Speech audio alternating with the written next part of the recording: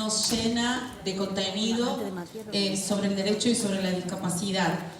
Gracias, Nico Pantarotto, en la cuenta de Disca Derecho.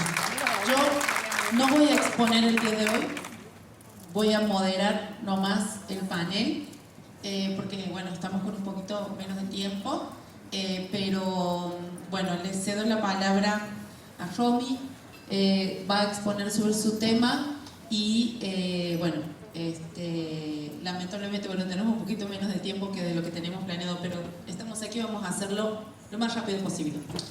Todo esto surge de la necesidad no solamente de conocer cuáles son los derechos, sino de conocer cuáles son los mecanismos que necesitamos para que esos derechos se cumplan.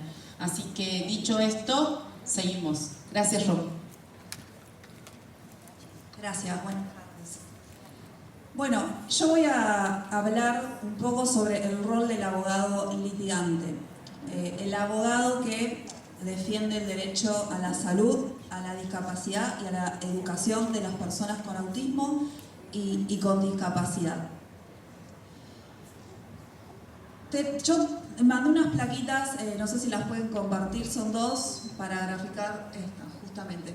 Bueno, el abogado litigante que se dedica a litigar en autismo y discapacidad, tenemos dos grandes ramas: la defensa del derecho a la salud y la defensa al derecho a la educación, ¿sí? Esto es un gráfico donde arrancamos por el derecho a la educación. Aunque no lo crean, también se litiga contra colegios y contra obras sociales para defender el derecho a la educación. En nuestro país, el ordenamiento jurídico es una pirámide, con normas que tienen jerarquía. Tenemos tratados internacionales que están incorporados a la Constitución, tenemos leyes nacionales, después provinciales y después resoluciones en cada jurisdicción. Que yo siempre hablo de la importancia de esas resoluciones, positiva y negativamente. ¿Por qué? Porque si nosotros tenemos toda la normativa superior que está diciendo que las personas con discapacidad tienen derecho a acceder al sistema común de educación, pero después más abajo tenés una ley que da la posibilidad de excluirlo y que contempla, por ejemplo, el SET para las personas que están excluidas de la educación. ¿Y cómo puede ser? Si la norma superior nos está diciendo que todas las personas con discapacidad tienen derecho a acceder al sistema común. Entonces lo que se plantea es que las familias puedan elegir entre el sistema de educación común o especial, ¿sí? Y nos encontramos con diferentes trabas al momento de acceder al derecho a la educación. Uno está dado por conseguir los apoyos, que es el sistema educativo quien debería brindarlos. Eso es lo que dice toda la normativa internacional incorporada en nuestra Constitución. Sin embargo, nos encontramos que somos las familias. Digo somos las familias porque además de que soy abogada, también soy mamá de una persona con autismo, con discapacidad intelectual, y somos las familias quienes luchamos contra una obra social para poder conseguir los apoyos. Y en las resoluciones, en lo último, abajo de todo, cada jurisdicción, cada provincia va a decidir quién ingresa al colegio y bajo qué nombre. Bajo maestra integradora, bajo maestra de apoyo a la inclusión, bajo acompañante terapéutico, bajo APND, asistente personal no docente, o bajo acompañante externo. Y acá está el rol fundamental del abogado, porque eso no se enseña en la facultad, no se enseña en ninguna especialización, no se enseña en ningún doctorado. Se aprende de los años de litigar en el fuero federal, viendo y conociendo las resoluciones del órgano jurisdiccional de educación. Cada provincia tiene resoluciones que le ponen nombre a quién va a autorizar como apoyo para la educación. Pero más allá de ese nombre, a la hora de pedirlo en la obra social o en la prepaga, tenemos un nomenclador nacional, ¿sí? que es válido, se puede utilizar en todo el país. Y de ahí va a salir el número que se le pone para abonar esa prestación. Eso en cuanto al derecho a la educación. Uno de los temas, sobre todo en esta época, que hace muy poco empezaron las clases y todavía hay chicos que no pueden ingresar a los colegios, no se les permite ingresar al colegio porque todavía no consiguieron su maestra de apoyo a la inclusión o su acompañante o el nombre que lleve en cada jurisdicción. Les quiero comentar también que hoy en el Congreso de la Nación ingresó el proyecto de ley de capacitación docente en discapacidad y neurodiversidad que presenté. Gracias. En diciembre del año pasado, junto a otros papás autoconvocados que vivimos en carne propia la situación con los colegios, presentamos este proyecto. Hubo legisladores interesados, luego de negociar algunas modificaciones con la Comisión de Educación y de Población del Senado que trata los temas de discapacidad, hoy ingresa formalmente para su tratamiento legislativo. En cuanto al derecho a la educación, quise graficar la normativa, toda la normativa que estaba en el gráfico anterior es la que avala tanto internacional, constitucional, nacional, leyes provinciales y resoluciones y ordenanzas, el derecho a la educación de las personas con discapacidad de autismo. Y en cuanto al derecho a la salud, también tenemos una pirámide de jerarquía de normas que también defienden el derecho a la salud. Y a su vez tenemos normativa específica. Tenemos una ley nacional de autismo, ¿sí? Que tendría que estar incorporado, está incorporado al PMO. ¿Qué pasa cuando un adulto está buscando su diagnóstico de autismo? ¿Se lo tiene que cubrir la obra social o no? Porque cuando estás buscando un diagnóstico todavía no tenés un CUD, ¿no? Bueno, sí, por la Ley Nacional de Autismo tiene que cubrir. Si alguien está buscando su diagnóstico de autismo, la obra social y la prepaga está obligada a realizar ese diagnóstico, a brindarle los profesionales para realizar las evaluaciones y posteriormente un médico, neurólogo, psiquiatra que realice el diagnóstico con la obtención de todas las evaluaciones. En el campo del abogado litigante, del que inicia juicios para defender el derecho a la educación, el derecho a la salud, estos son los dos grandes temas, el derecho a la salud y el derecho a la educación. El derecho a la salud son obligados todos los agentes de salud, obras sociales nacionales, sindicales, prepagas y también quienes no entren en el mecanismo de integración, como las obras sociales que puedan tener su propia financiación, como las obras sociales provinciales. Cedo la palabra por si hablé mucho. No, aparte es demasiado interesante. Qué bueno que lo puedas explicar tan simple, ¿no? Entender que nos debemos a una ley magna, a nuestra carta magna, y a partir de ahí recién todo lo demás nada lo puede limitar. Gracias doctora Romina. Gracias a ustedes. Bueno, ahora la doctora Marisa Fassi y compañía nos acompaña hoy con sus meses de maternazgo. Bueno, gracias por haber diseñado semejante programa pionero en la justicia de Córdoba. No, gracias Marta por la invitación y realmente un reconocimiento a todo lo que implica organizar un evento de estas dimensiones y poder traernos a todas las personas que estamos acá hoy para conversar sobre esto. Yo lo que les vengo a compartir es un poco el trabajo que hicimos desde el programa de acceso a justicia con relación a la mejora del acceso a justicia a personas con condición del espectro autista. La acabamos de lanzar ese Instagram hace 2 días y lo único que hay es sobre autismo, pero seguiremos subiendo cosas. Lo que sí me pareció interesante contarles, si ustedes ingresan al Instagram hay un enlace en la descripción en donde pueden acceder a todos los materiales a los que yo me voy a referir ahora.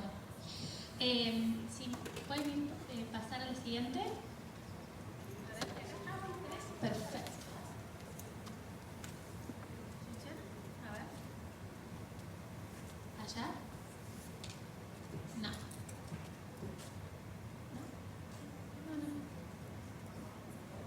¿No? ¿La pueden pasar? ¿Alguien la puede pasar? Bueno, si no les voy contando de todos modos, así no demoramos.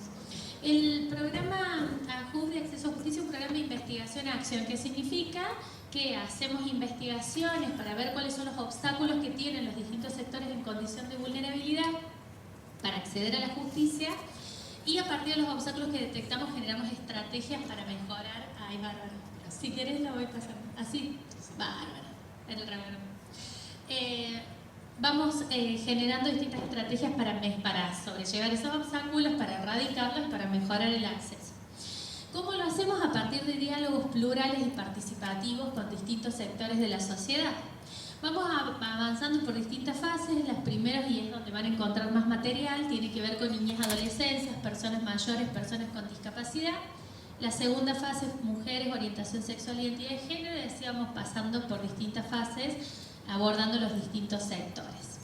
Este es un programa que está en la órbita de la Oficina de Derechos Humanos y Justicia, que es un área de apoyo al Tribunal Superior. Es decir, que todo lo que elaboramos al interior del Poder Judicial es algo que después se aprueba por acordado, pasa a ser obligatorio los concursos para el acceso o el ingreso, pasamos a difundirlo con el mismo personal judicial. Ese es como nuestro objetivo fundamental, que es cambiar las prácticas al interior del Poder Judicial. ¿Qué iniciativas desarrollamos? Ahí hacemos un montón de cosas, pero depende mucho de los obstáculos que vamos encontrando para acceder a la justicia. Pueden ser cuestiones vinculadas a capacitación, sensibilización, difusión de derechos, guías de buenas prácticas, qué hacer en los expedientes fundamentalmente, para tejer un puente entre esto que hablaba justamente Romina, entre la normativa y las prácticas concretas dentro de la justicia. Sea la causa que sea que se haya iniciado una demanda por alguna de las situaciones, como decía, de educación, de salud, que son las más frecuentes, o sea porque el caso involucra a una persona con condición del espectro autista en calidad de víctima, o por ejemplo ser testigo de algún delito o alguna situación en algún proceso particular. Toda causa que involucra de algún modo, sea el que fuese, a una persona con condición del espectro autista, lo que hicimos fue generar mesas de diálogo con distintos actores, identificar quiénes son los actores que trabajan estos temas, generar mesas de diálogo en las cuales Marta participó en absolutamente todas las que hicimos y fue súper enriquecedor, y otras personas que me he ido cruzando acá también en las jornadas. Participaron, nos fueron contando también desde su propia experiencia, personas que trabajan sea en fundaciones o que están en el espectro autista. Esto lo hacemos con todos los sectores, ¿no? Vamos identificando actores, vamos generando instancias de diálogo, vemos cuáles son los obstáculos y generamos junto con estos actores las mismas estrategias para cambiar las situaciones que hoy son un problema. El corazón de lo que hacemos son protocolos de actuación o pautas de actuación. ¿Por qué? Porque eso va dirigido directamente qué hacer en las audiencias, qué hacer en una entrevista, cómo hacer las notificaciones, en cada uno de los pasitos que se atraviesan dentro de las instancias judiciales. Y fundamentalmente hay una dimensión muy grande que se trabaja en torno a lo que hace lo actitudinal. Estereotipos que terminan generando una interacción muy discriminatoria muchas veces, ese tipo de cuestiones que puedan generar un obstáculo más allá de lo que diga la sentencia finalmente. ¿Qué hicimos con relación a las temáticas vinculadas al espectro autista? A mí la verdad que me encantó esta iniciativa, porque en realidad cuando ven las fases del programa no estaba incluida las particularidades que tienen el acceso a justicia de las personas en el espectro, sino que vino a partir de una demanda puntual de una organización, de una mamá que trabaja en la justicia, que es parte de una organización en Río Cuarto, que nos dijo, che, todo bien con todo lo que han hecho en relación a discapacidad, pero faltan particularidades muy propias de la situación de las personas en el espectro. Entonces ahí empezamos a generar esta iniciativa a partir de esa demanda concreta, generamos las mesas de diálogo y fuimos viendo qué se necesitaría tener a la mano, sobre qué trabajar con el personal judicial. Y armamos fundamentalmente 3 documentos, ustedes los pueden acceder ahí también, y los condensamos en una señalética que hoy está disponible en los distintos edificios del Poder Judicial. Hicimos una campaña grande en todos los puntos de la provincia, en todos los tribunales. Se hizo una campaña de visibilización de esta herramienta, que es una señalética que se pone en las oficinas y que vos accedes por QR. Cuando accedes por QR vas a tener 3 documentos fundamentales. Uno que son las pautas de actuación, esto que les decía, bueno, ahora les voy a contar un poquito más de qué se trata, muy brevemente, no quiero demorar, pero las pautas de actuación acuden a cuestiones que pueda hacer el personal ahí nomás. Pictogramas para tener a mano herramientas de comunicación visual aumentativas y un modelo de cédula de notificación a domicilio real, que los voy a pasar rápidamente para contarlos. Y otra cosa que armamos en ese marco fue una capacitación para todo el Poder Judicial sobre autismo y justicia con la licenciada Marcela Menaza, que dio una charla sobre eso. Ahí les pueden ver a las pautas, no me voy a detener, si después quieren charlamos de eso, pero trabajamos sobre la base fundamental que nos trajeron a la mesa. Lo primero que nos dijeron, hay que tener en cuenta que ninguna característica es generalizable.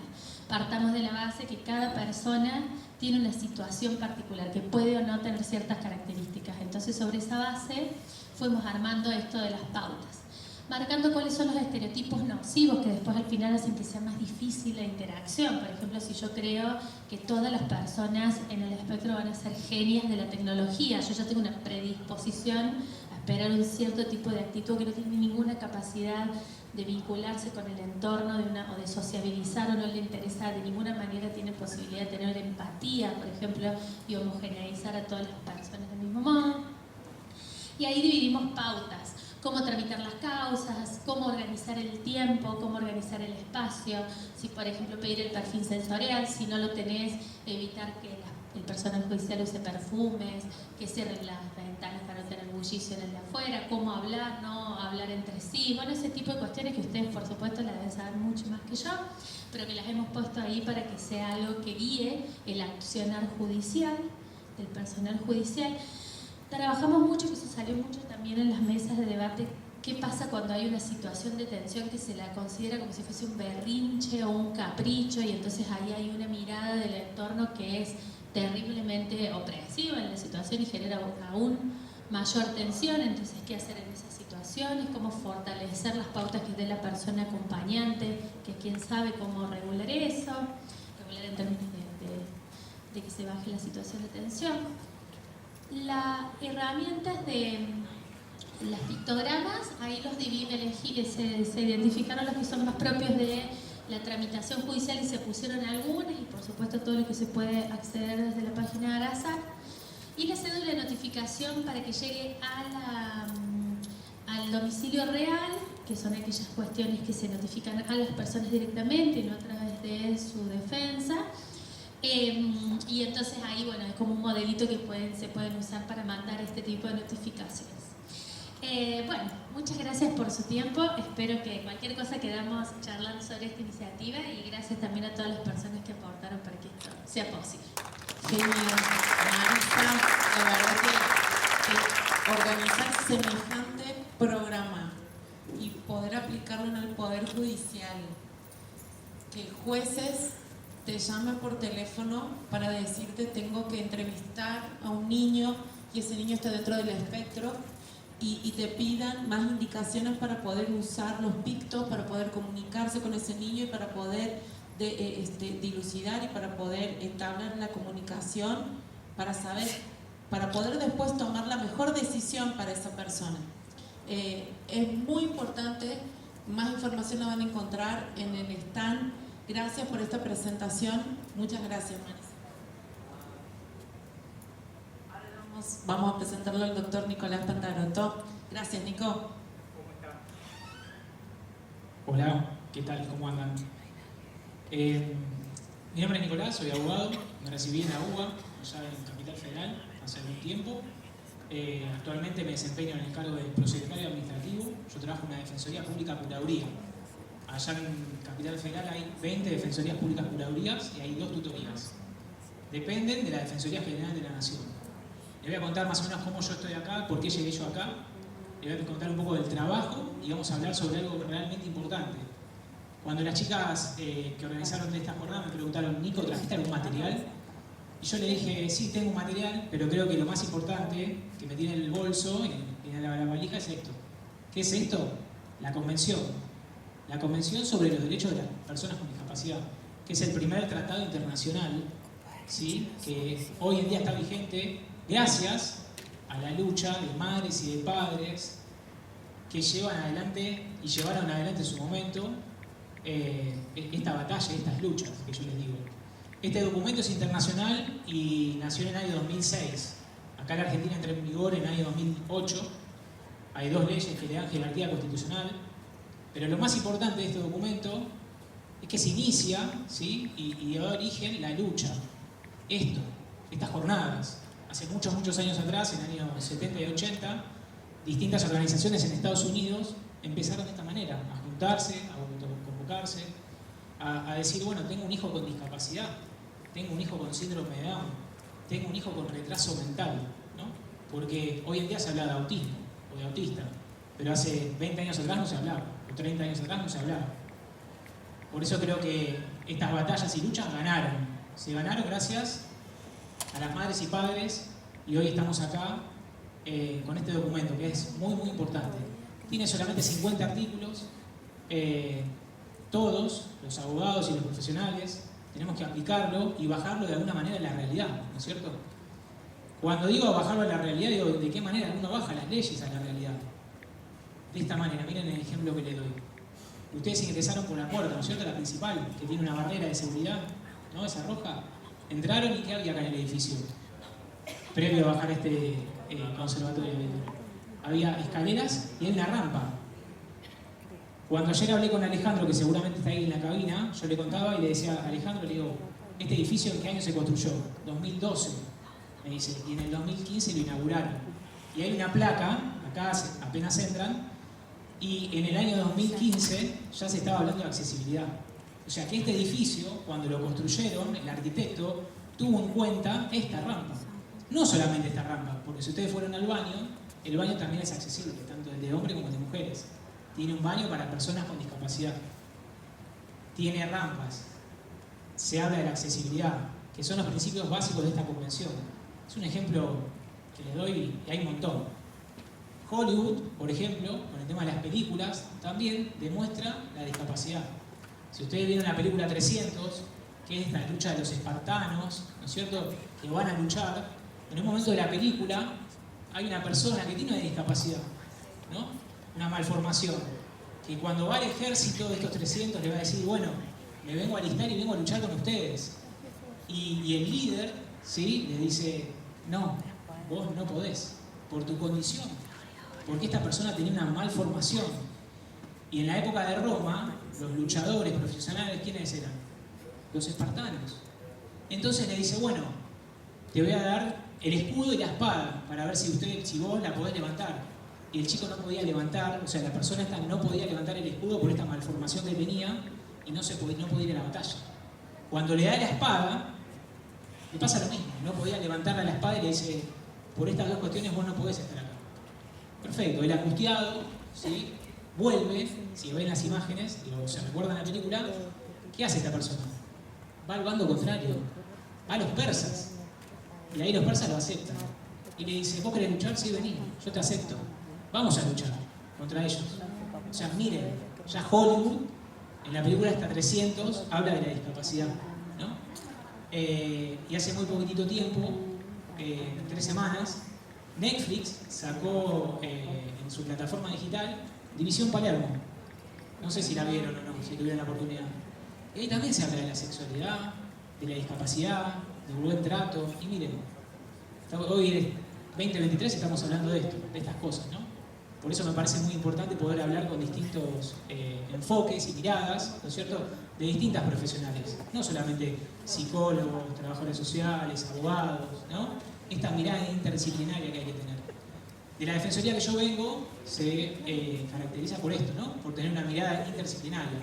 Hay un defensor que tiene el rango de juez, que es el doctor Damián Bergier, y después somos 3 abogados, hay una trabajadora social, hay una psicóloga y hay una psiquiatra. Del año más o menos 2010-2011 que trabajamos de esta manera, de manera interdisciplinaria. Todos los casos y expedientes que a nosotros nos llegan, trabajamos de manera interdisciplinaria. Abordamos a las personas que nosotros asistimos, defendemos o representamos de manera interdisciplinaria. Siempre, ¿no es cierto?, con un norte. ¿Cuál es ese norte? Que la persona que nosotros asistimos, defendemos y representamos es sujeto de derecho. Por eso la Convención, por eso hoy hablamos de un modelo social de la discapacidad, ¿no es cierto?, que está basado en derechos humanos. El artículo número 1 de la Convención, que yo lo tengo acá, habla de una definición re importante, súper importante. Ayer cuando yo estuve acá estaba viendo distintos videos que decían que las pizzas son especiales, que son con condiciones. Bueno, habla de una definición. El artículo número 1 habla de la persona con discapacidad y la define a una persona con discapacidad. Por eso es muy importante, nosotros que estamos acá de este lado, como defensorías, judiciales, o no judiciales, o profesionales ustedes, en los informes que hagan, o en las pericias, o en las sentencias, pongan directamente el nombre, ¿no es cierto? Más allá de la discapacidad. Esta persona se llama Mateo, se llama Genaro, se llama Lucas, se llama Gonzalo, Lucía, Lourdes. ¿Tiene discapacidad? Sí, tiene discapacidad. ¿Tiene CUT? Sí, tiene CUT. Pero hablemos propiamente dicho que es una persona con discapacidad. Y llamémoslo por su nombre, ¿no es cierto? La Convención trajo esto, el artículo número 1, y distintos principios, como yo les conté ahora, que es el tema de la accesibilidad. Otros principios que trajo, y que trae, es el tema de la accesibilidad, respeto de la convivencia. Las personas con discapacidad, autistas, síndrome de Down, retraso mental, ¿sí?, que tengan alguna discapacidad, tienen que ser respetadas por todos nosotros. No solamente por algún grupo, por algunas personas, por algunos padres, madres, por todos, ¿sí? Tienen que tener un respeto. La inclusión. Mucho la palabra inclusión no me gusta. ¿Por qué? Porque hoy en día el mundo es uno solo. No hace falta incluir a la persona que tiene discapacidad. Creo que lo que permitió la pandemia, ¿no es cierto?, es cambiar este modelo social de la discapacidad. Por eso se introdujo ¿qué? La virtualidad. Hay muchas audiencias que se hacen a través del Zoom. Hay muchas consultas médicas que se hacen a través del Zoom, de la tecnología.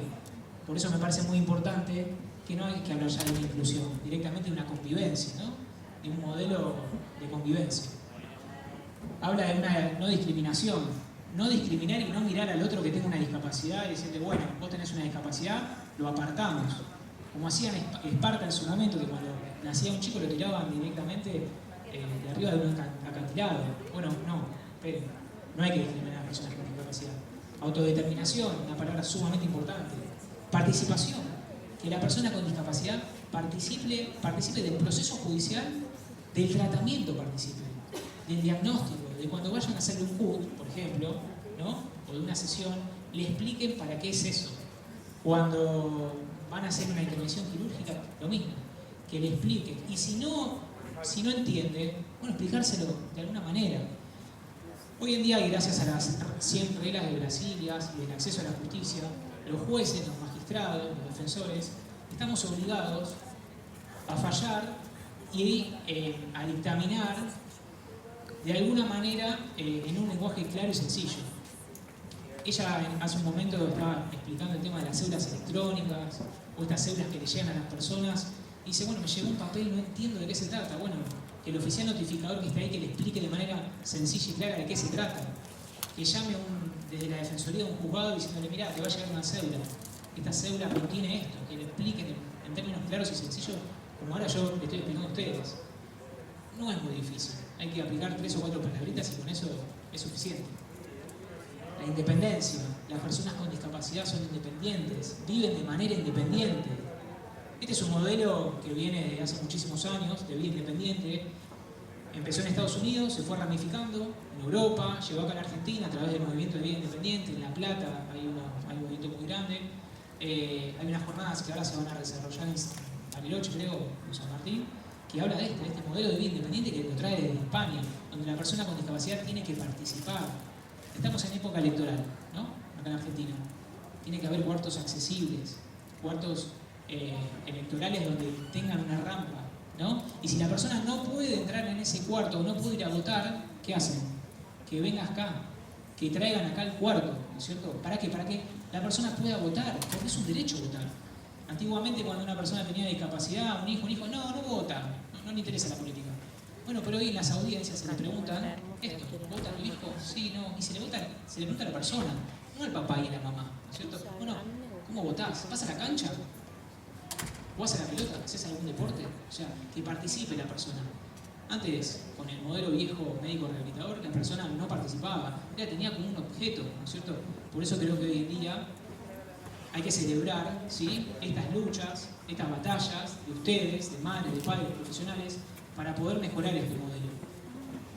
El tema de no encerrar a la persona con discapacidad en un centro, ¿no?, en un manicomio, estos hospitales monovalentes de salud mental, brindarles la posibilidad y las herramientas de que ellos pueden salir, ¿no es cierto?, a este mundo. Y de alguna manera se sientan apoyados por la comunidad, por la sociedad, por padres, por profesionales.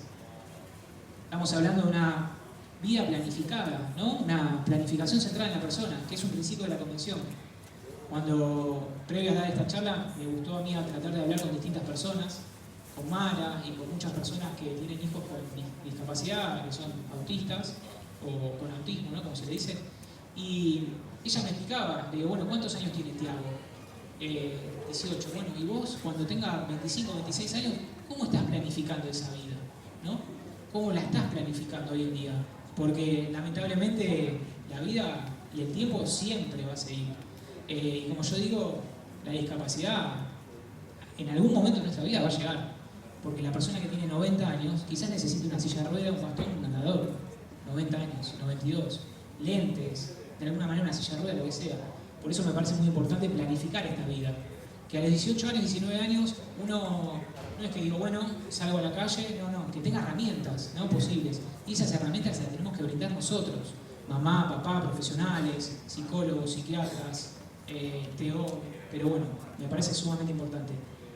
Algo también importante, la palabra de apoyos. Chau curatela, no existe más la curatela.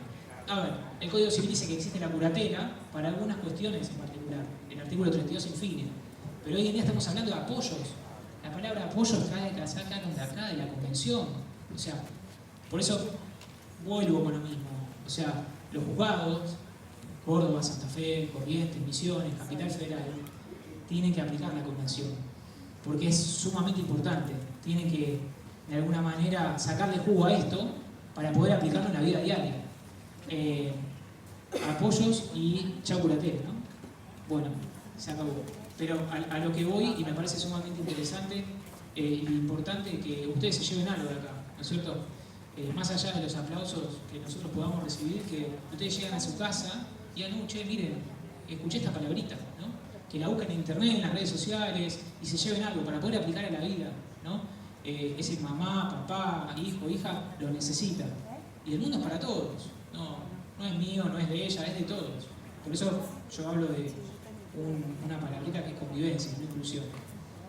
Cierro con algo muy importante. No es mía esta frase que les voy a decir ahora, sino que es un autor uruguayo, que dice así: mucha gente pequeña, en lugares pequeños, haciendo cosas pequeñas, puede cambiar el mundo. Es de Eduardo Galeano la frase.